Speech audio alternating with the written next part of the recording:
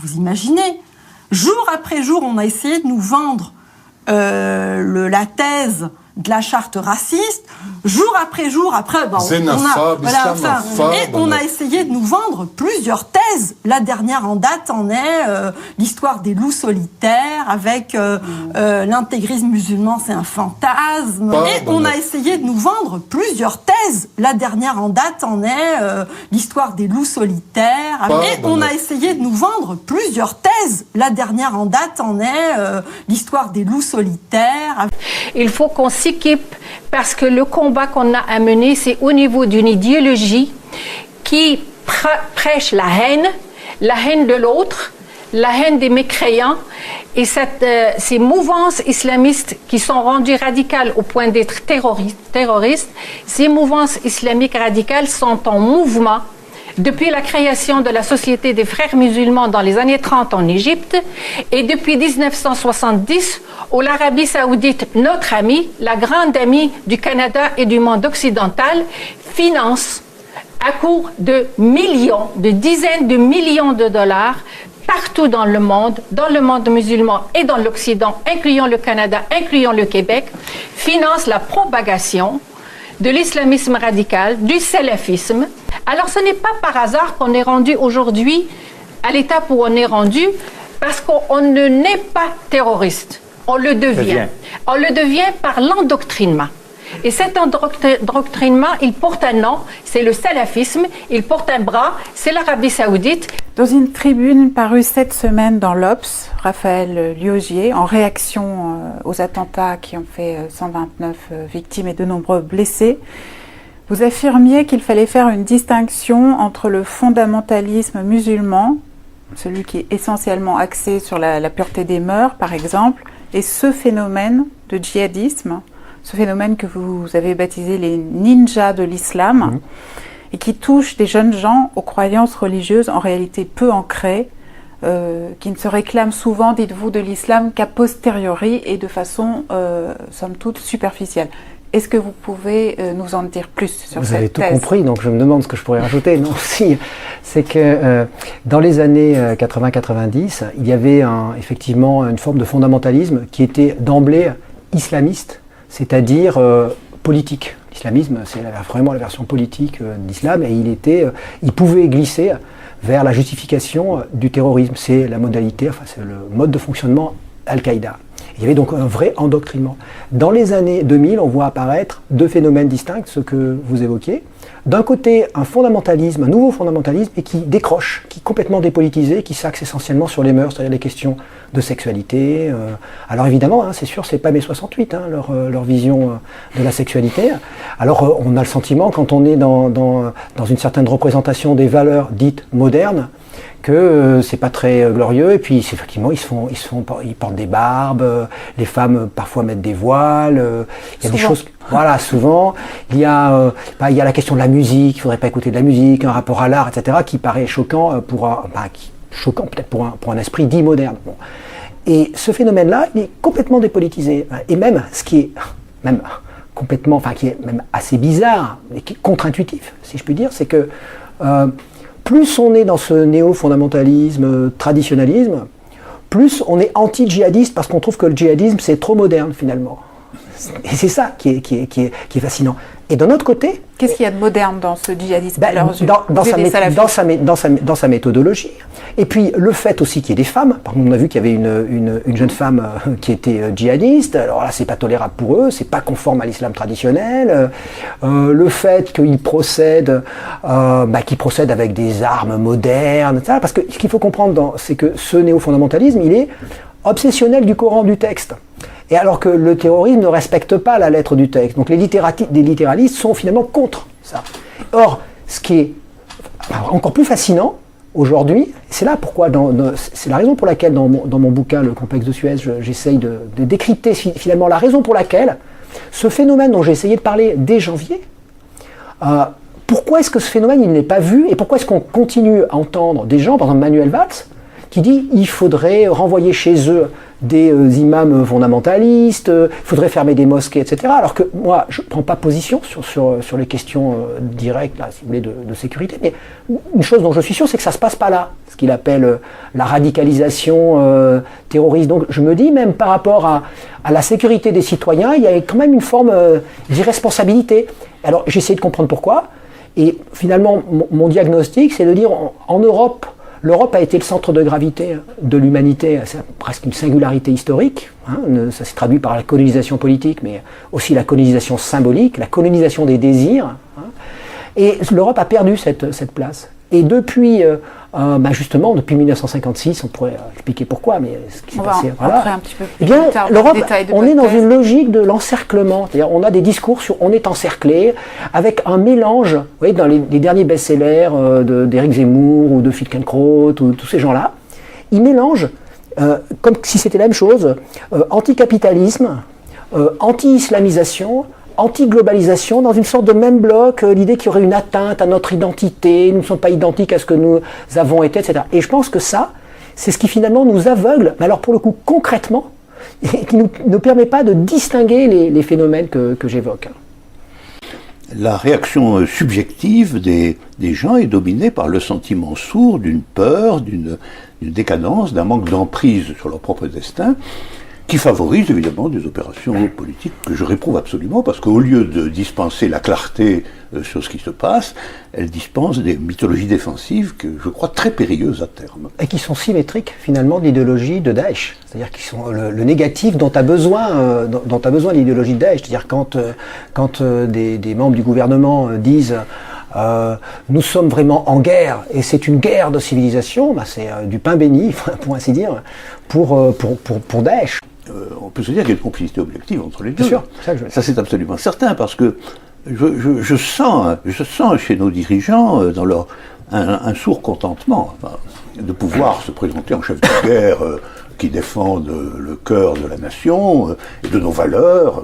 Bien sûr, vous avez dit ce qu'il fallait dire sur ces valeurs, et ils sont le bouclier de nos valeurs, alors que leur impéritie politique pour traiter des problèmes réels du pays aujourd'hui est flagrante. Et d'autant plus qu'ils sont dans un contexte électoral, etc. Et donc ils espèrent, ils jouent cette carte. Et politiquement, ça permet une sorte d'union sacrée étrange autour de la question des valeurs, en mélangeant des valeurs dites de droite traditionnalistes et des valeurs dites de gauche progressives, comme si c'était la même chose, la laïcité, le vase de Soissons, Jeanne d'Arc, etc., tout ce que vous voulez. Et on le voit dans l'évolution du Front National, qui finit par prétendre être à la fois à gauche et à droite, ce qui me semble très dangereux, parce que du coup, il entraîne l'ensemble du champ politique dans une logique de défense des valeurs, quelles qu'elles soient. Et c'est à l'aune de cette idée de ce flou, de ce nouveau flou des valeurs, qu'on va finir par désigner un ennemi qui serait à la fois l'ennemi des valeurs progressistes, c'est ce que j'appelle le caractère, le Janus bicéphale musulman, qui est à la fois l'ennemi des valeurs progressistes, parce que la démocratie, liberté homme-femme, liberté, égalité homme-femme, etc. Et puis, à côté de ça, ennemi de la grande tradition chrétienne, de l'identité chrétienne européenne, le vase de Soissons, Clovis, etc. Et du coup, on arrive à faire cette espèce de jonction étrange qui permet de désigner l'ennemi et qui justifie des politiques qui sont, me semble-t-il, plus axées sur... Restons un moment justement sur la réaction du pouvoir en France à ces attentats. Parmi les mesures demandées par le président de la République il y a quelques jours, je pense à la révision de la Constitution, je pense à la déchéance de nationalité, y compris pour les binationaux nés en France. La fermeture des mosquées radicales que vous évoquiez en début sans qu'on sache ce que c'est, les mosquées radicales. Sans que le critère soit encore extrêmement précis. Alors, quelles sont celles parmi ces mesures qui sont, selon vous deux, susceptibles d'aggraver finalement le phénomène de dérive identitaire que connaissent déjà certaines populations sur le sol français? Je vais vous dire, moi, j'avais justement pour essayer de pallier le fait de prendre des mauvaises décisions, j'avais proposé dès janvier, parce que j'avais été auditionné immédiatement après Charlie, j'étais le premier auditionné par la commission d'enquête parlementaire sur la surveillance des réseaux et filières et des individus djihadistes. Et j'avais déjà évoqué cette distinction entre ces nouveaux ninjas qui sont des gens complètement dérégulés, qui ont des problèmes, ce que les psychologues appellent d'individuation, en gros de virilité, etc.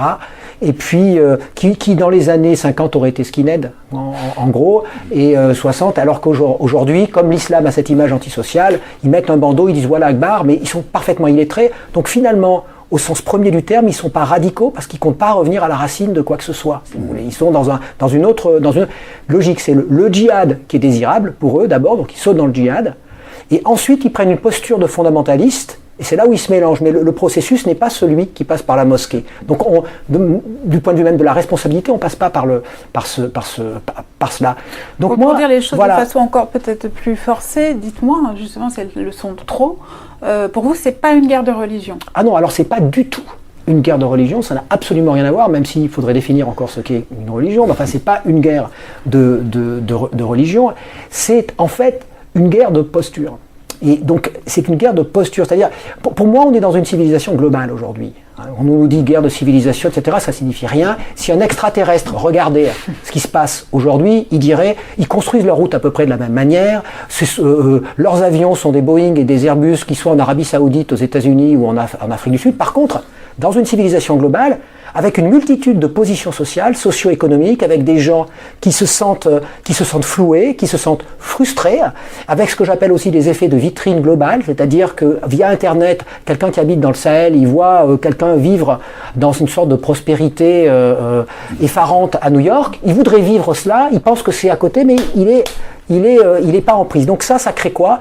Une géographie de la colère, une géographie de la frustration, c'est ça. C'est là-dessus c'est de cela dont se nourrit Daesh. Et à l'intérieur de notre pays, il y a cette frustration. Il y a cette frustration. Donc, moi, ce que j'avais proposé dès janvier, en dehors d'idéaux politiques qui sont les miens, j'avais dit, pour être efficace, il faut créer un observatoire national des identités. J'avais appelé pluridentité. J'avais dit là, on mettrait des psychiatres, des sociologues, des anthropologues, des philosophes, des juristes, pour réfléchir ensemble, parce qu'il existe des enquêtes, sur la multiplicité de la construction des identités qui aujourd'hui se font via Internet, il n'y a plus seulement l'espace de l'école, comme jadis, il n'y a plus le service militaire, donc tout ça se mélange avec la globalisation.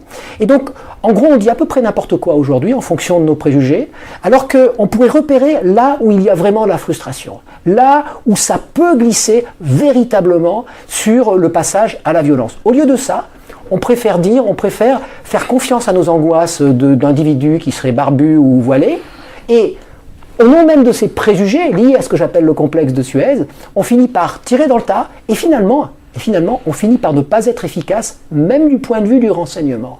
Oui, donc cet observatoire des identités multiples, pour s'opposer bien sûr à cette obsession de l'identité nationale que vous ne cessez de dépeindre dans votre complexe de Suez. Oui, exactement, parce que l'idée d'une identité nationale, vous savez, le mot identité, finalement, c'est un mot assez simple, c'est lorsqu'on a peur de ne pas être identique à ce qu'on a été. Alors clairement, on n'est pas identique à ce qu'on a été. Lorsqu'on a peur de ne pas être identique ou que les autres ne soient pas identiques à ce que nous sommes. Et clairement, on est dans une société plurielle aujourd'hui où les autres non plus ne sont pas identiques. Donc chacun, aujourd'hui, a des histoires variables à raconter. Non plus à l'échelle nationale, mais à l'échelle même plus internationale, même pas européenne, à l'échelle globale. Puisqu'il y a un flux d'informations permanent et que les gens vivent et sont formés et informés par ce flux d'informations permanent. Moi, ce que je proposais, évidemment, c'est que lorsque on se trouve dans cette espèce de situation de flux, l'information, elle charrie aussi les désirs. Et les désirs, à l'échelle planétaire, ils charrient aussi les frustrations. Donc, c'est d'essayer de comprendre ce qui se passe. Et ça, on peut pas. Ce ne sont pas des gens qui font partie des renseignements généraux, des services de renseignement qui peuvent le comprendre. Ne serait-ce que parce qu'ils n'ont pas été formés pour ça. En revanche, eh bien, peut-être, on peut imaginer, enfin c'est peut-être une utopie de penser ça, mais que le gouvernement ou ceux qui ont autorité à prendre des décisions, qui peuvent prendre des décisions, eh bien, auront là des informations qui leur permettraient de sortir de la fiction qu'ils entretiennent plus ou moins sciemment d'une sorte d'identité nationale, du coup de cet encerclement, de ces valeurs qui seraient anti-nationales. Et je pense qu'une partie du maniement identitaire, d'un côté comme de l'autre d'ailleurs, quel que soit le conflit d'identité, consiste à masquer les origines réelles de la frustration. Quand on en appelle à l'unité nationale, ça veut dire qu'on enjambe le fait qu'à l'intérieur de cet espace national supposé, il y a des inégalités monstrueuses et grandissantes, il y a des gens qui sont comptés pour rien du tout et d'autres qui sont comptés beaucoup, etc. etc.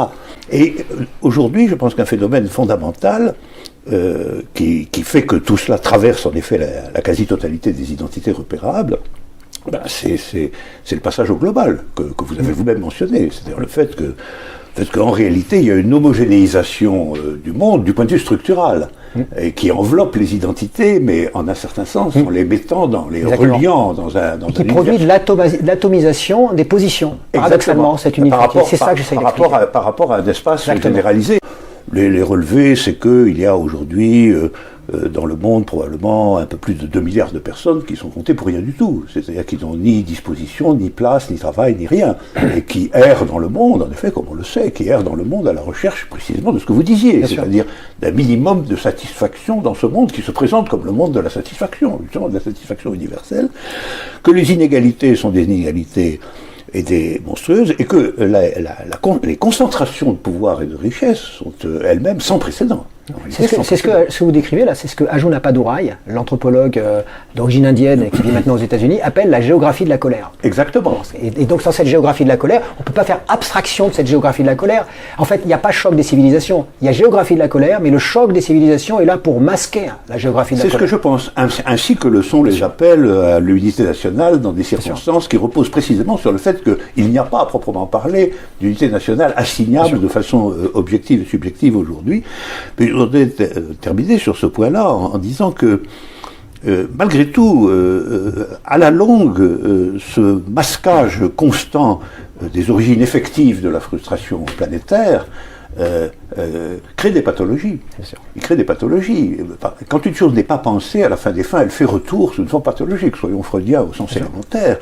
Et je suis tout de même saisi, moi, par le fait qu'existe aujourd'hui, c'est quand même une composante du phénomène djihadiste, une sorte de réserve illimitée de jeunes gens capables de se faire sauter, couper en deux, dans des actions, en un certain sens, à la fois sanguinaires et symboliquement absurdes.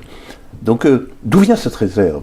C'est une chose qu'il faut quand même, c'est une question qu'il faut quand même poser. Et puis en opposition avec le désir premier qui est quand même le désir de vivre, de survivre, d'essayer de protéger sa propre vie. C'est ce qui semble. Et qui plus est, je crois que vous touchez un point qui aggrave encore la difficulté de cette question en disant qu'il n'est pas vrai que ces gens-là soient spécifiquement les plus pieux, les plus religieux, les plus marqués d'espérance théologique, etc. Tout à fait. Ce sont au contraire probablement des frustrés fondamentaux. C'est pour ça que je parle d'embrigadement plutôt que d'endoctrinement et que je récuse ce que disent aujourd'hui les analyses actuelles qui parlent de radicalisation, parce que radicalisation ça suppose l'accès au texte. Or ce sont des illettrés.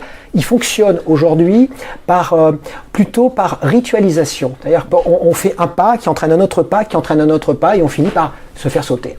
Et cette ritualisation, son origine, c'est la frustration, et ce que les psychanalystes appellent le renversement du sens du stigmate. C'est-à-dire que c'est des gens qui sont stigmatisés négativement, qui peuvent faire des choses même qui sont complètement contraires à l'islam, des hold-up, des vols, avoir des activités qui sont vraiment complètement différentes, mais les recruteurs de Daesh qui ne fonctionnent plus du tout comme les recruteurs d'Al-Qaïda, plus avec l'idéologie, leur disent bon voilà, vous avez vécu tout cela, finalement, quelque part, vous l'avez fait contre cette société qui est une société pourrie, donc Allah vous le pardonne. Et en même temps, tout ce que vous éprouvez comme frustration et même de haine de vous-même, aussi, tous ces échecs, le chômage, etc., eh bien, c'est ce qui vous marque aux yeux de Dieu comme étant un choisi, le chosen one, cette espèce d'inconscient collectif d'être celui qui est choisi. Et alors là, immédiatement, ils se font embrigader, ils sont prêts à tout, parce que du stigmate négatif, c'est le stigmate, ils sont stigmatisés positivement comme étant des héros. Et qui n'a pas envie de raconter sur soi quelque chose d'absolument positif qui redonne un sens à sa vie et à la limite à sa mort, justement. C'est ça qui se passe. Le psychanalyste Fethi Benslama, avec lequel vous travaillez, je crois, évoque à cet égard une sédation immédiate des blessures auprès de cette population de très jeunes gens, souvent inférieurs à 30 ans, en grande difficulté identitaire et qui trouvent là une solution immédiate à leurs angoisses. Oui, je crois que Fethi Bensama qui fait un travail, me semble-t-il, excellent et sur la même longueur d'onde que moi et d'ailleurs, il est très intéressé par cette idée d'observatoire national des identitaires. Ouais. Et je pense qu'il faudrait aussi quand même que se mette en mouvement une capacité d'orientation pour cette jeunesse qui ne soit pas simplement le choix entre l'intégration et la frustration, éventuellement structurée en direction d'une violence salvatrice. C'est-à-dire qu'il nous manque quand même un projet à la hauteur de la globalisation, un projet alternatif à la hauteur de la globalisation, parce que la jeunesse ne peut se constituer, s'identifier indéfiniment dans ce que j'appelle, moi, les avatars du désir d'Occident, enfin, c'est-à-dire les avatars de la collection des objets, de la place monétaire, etc., etc. Alors, ce qui fait cruellement défaut, et ce défaut, les gouvernements l'entretiennent, malgré tout, c'est l'existence d'une vision alternative possible de la situation générale, et pas simplement du replâtrage local des identités par l'appel à des identités factices. Quand je discute avec des jeunes gens de cette zone un peu de laisser pour compte, de gens qui ont du mal à trouver du travail, qui sont pauvres, etc., et dont l'identité est à la fois vacillante et agressive, les deux en même temps, c'est ce que je vois tout de même, c'est qu'il leur manque d'abord une vision claire de ce que c'est que le monde d'aujourd'hui, de ce que c'est que la racine de cette frustration, de ce que c'est que la structuration du désir aujourd'hui, comment il est constitué, comment il est structuré, et la possibilité de se représenter qu'autre chose est possible. Et ça compléterait en quelque sorte l'observatoire des identités par un observatoire des possibilités. D'ailleurs, ce que vous dites est tout à fait illustré par le parcours de ces jeunes, ceux que l'on connaît au moins. On voit bien quelqu'un comme Mohamed Merah, par exemple. C'est quelqu'un qui a couru après des objets de désir inatteignables. En fait, c'est ça, c'est comme ça qu'on pourrait le définir. Et quels que soient les objets de désir, c'est pas l'islam en particulier, mais comme on lui assigne une sorte d'islamité essentielle sous prétexte qu'il est d'origine maghrébine, à un moment donné, il lui reste plus que ça. Mais au départ, il veut être légionnaire. Il est indique de la police. Il est à chaque fois une sorte de construction de sa virilité, construction d'héroïsme, construction de force. On voit pareil avec Koulibaly. Qui se fait photographier avec sa copine à moitié nue sur la plage, ce qui n'est pas très salafiste, ce qui n'est pas très islamique, qui même impressionné par le pouvoir, qui se fait photographier avec Nicolas Sarkozy à l'Élysée. On le voit, et puis après il devient guerrier, évidemment il ne reste plus que ça aussi. On le voit avec les frères Kouachi. Les frères Kouachi sont dans cette posture aussi. Ils passent par même, ils sont impliqués dans des affaires de pornographie, toute une série de choses pas du tout islamiques. Et puis à la fin, bon voilà, il leur reste ça.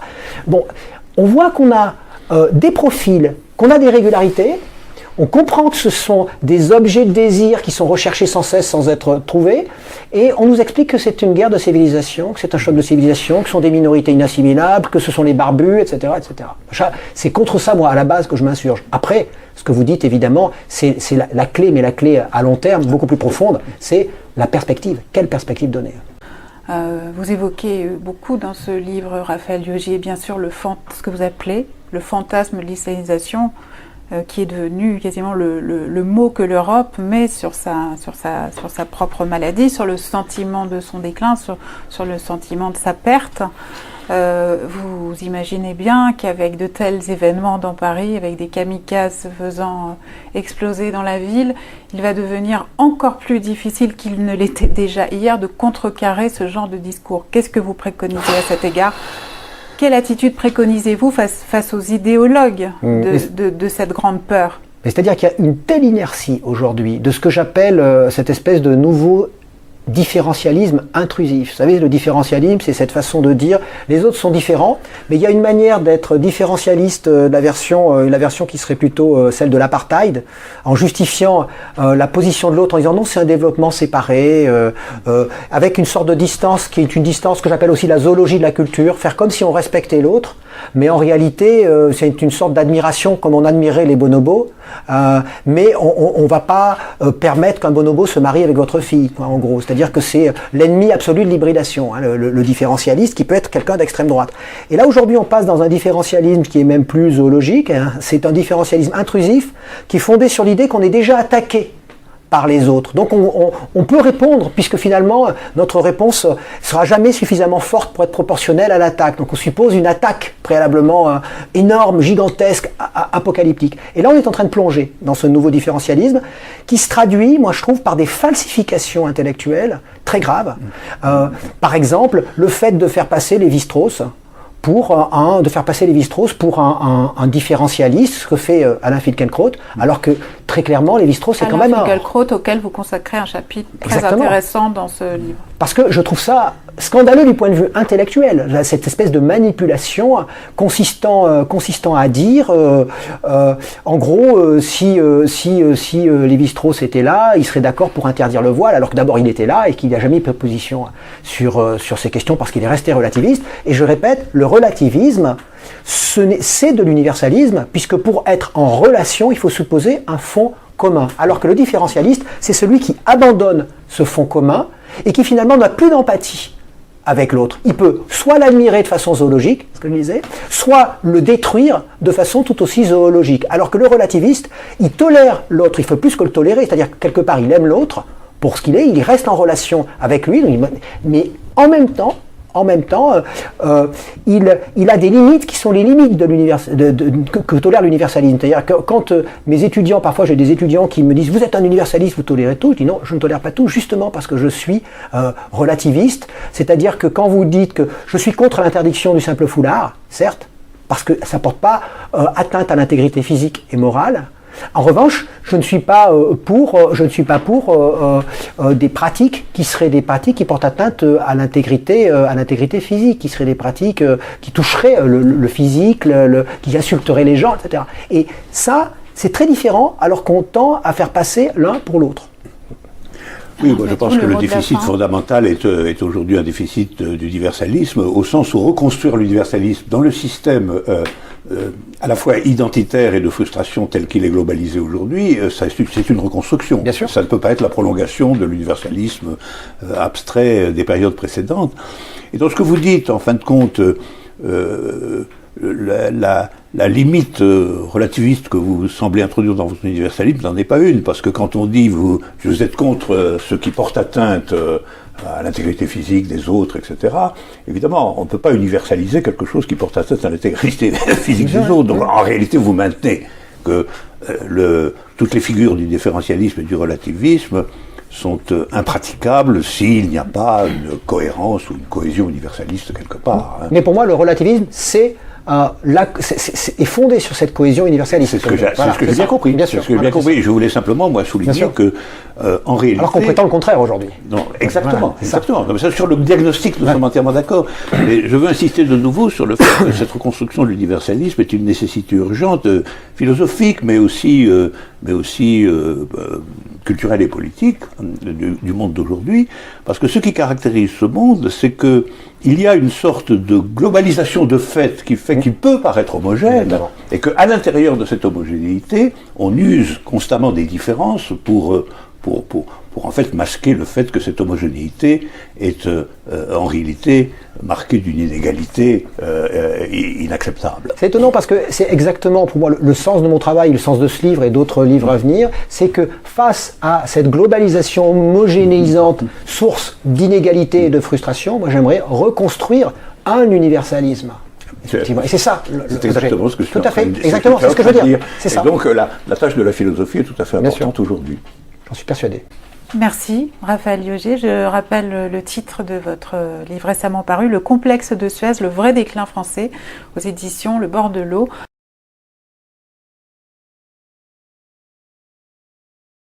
Vous imaginez, jour après jour, on a essayé de nous vendre la thèse de la charte raciste, jour après jour,